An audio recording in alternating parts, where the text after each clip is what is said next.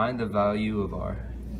To find the value of r, you have to do the ratio test, which is the absolute value of a sub n plus 1 over n. The sum converges for x when the limit n is the original equation, and then you plug it into the top, and whenever there's an n, you add 1. And then for n on the bottom, you just plug in the original equation. And then you evaluate it. Since it's a fraction divided by a fraction, you multiply the reciprocals. And you get absolute value of 2 times x minus 1 is less than 1. It's less than 1 because you're trying to look where it converges. When you divide 2 on both sides, you get the absolute value of x minus 1 is less than 1/2, and which is this, so r is 1/2.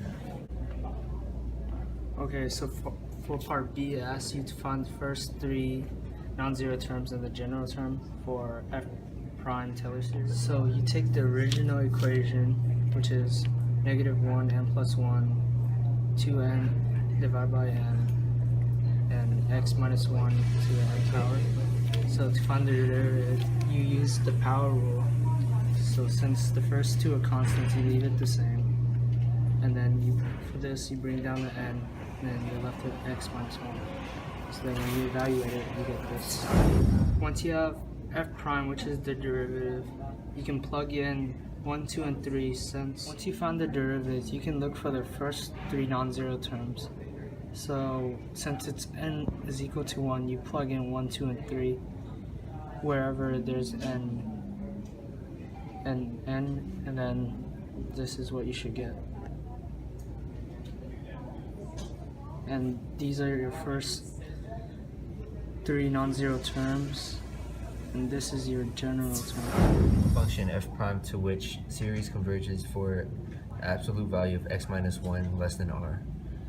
To do this, you use the common ratio test, which is, well, this is the preceding term, which is -4 times x minus 1 over 2, and you can simplify that to -2 times x minus 1. I got those numbers from here, which is, this is the preceding divided by the previous from part B. Then we use the geometric series sum because it's a geometric series, which is the first term divided by 1 minus the common ratio, which is this, and then you get 2 over 2x minus 1.